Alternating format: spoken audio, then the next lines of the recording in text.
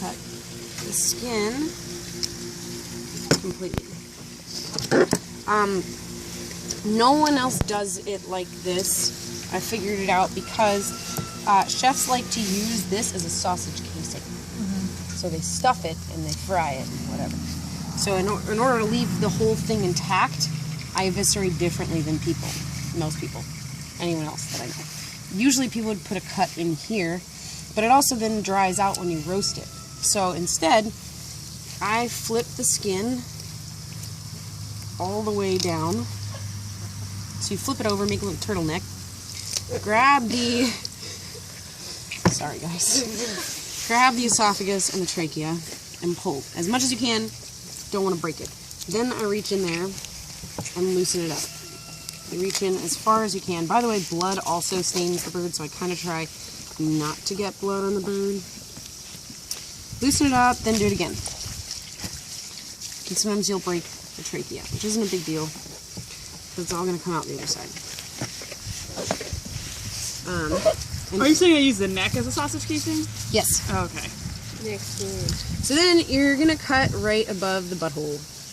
Right above it. You don't want to cut too far above that because you actually lose fat and meat. You cut until you've gone through the meat and the fat. Now you got to be really careful because there's poop, obviously, if you cut too far down. So that has poop in it. You want to go this way now. And I guess we left water in there, but so anyway, you're going. Do you want the hose over on that side? Yeah, that'd be great. So you're going this way. Then you take and make a bigger cut so you can get in there. Once you see where you're at. And this is where people with small hands, it's a lot easier. Oh, thanks. A lot easier than for people without small hands. I'm going to rinse just a little. Okay. Alright, so what you're doing is grab, loosen up around it. That's what I'm doing, right? Grab the gizzard. And pull it out. And if you did loosen this all up properly, yeah. So you want to do it, you want to pull carefully. Chickens are more brittle, and so I'm breaking it here, than ducks. Alright, so here it comes. I don't know if you saw that.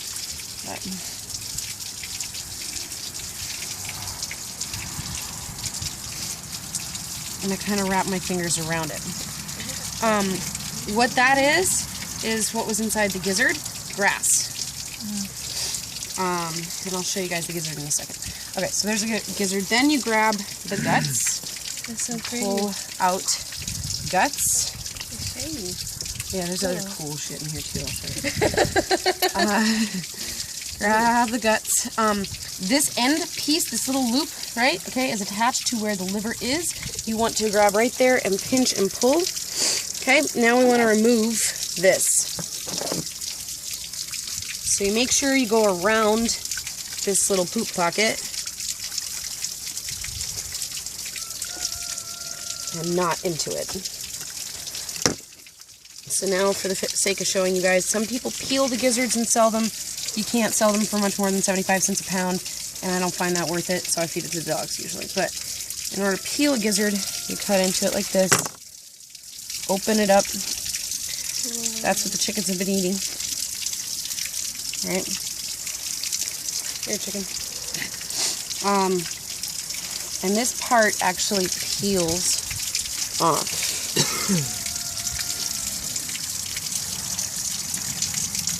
Is the gizzard one of their, like, the first step in their digestion? Yep, and the reason why there were rocks in there is because that's how they digest. Like Sorry. Yeah, it's grinding up their food. Oh, and if I were doing this for eating, I would keep it much cleaner than this. I would have rinsed, before I peeled. I grab the heart. The heart is up here. I know, that's what I'm saying. It makes it a little bit easier when you have a small hand. And the heart is pointy side down, and there's a hole in the top of it. So the way I like to do it is I kind of stick my finger in the hole, right, like that, to pull it out. So little. I'm gonna eat the heart. Then I go for the liver. The liver has, bile gland on it. Well, if it's got inflamed kidneys, big kidneys, then I'll go for the kidneys kind of at the same time, or maybe before. So here's the liver, right? Liver. Here's its bile. Now you got to get the bile gland off without popping it on the kidney. So I pull it, but I hold this part down and separate it so that I can't get bile on the liver. And there's the liver. These are located back here, right? Is the liver? Sometimes they're huge, sometimes they're not. Those are a pretty good size kidney. So cool. Then, oh yeah, I wanted to show you this, Danielle. I think you would appreciate that.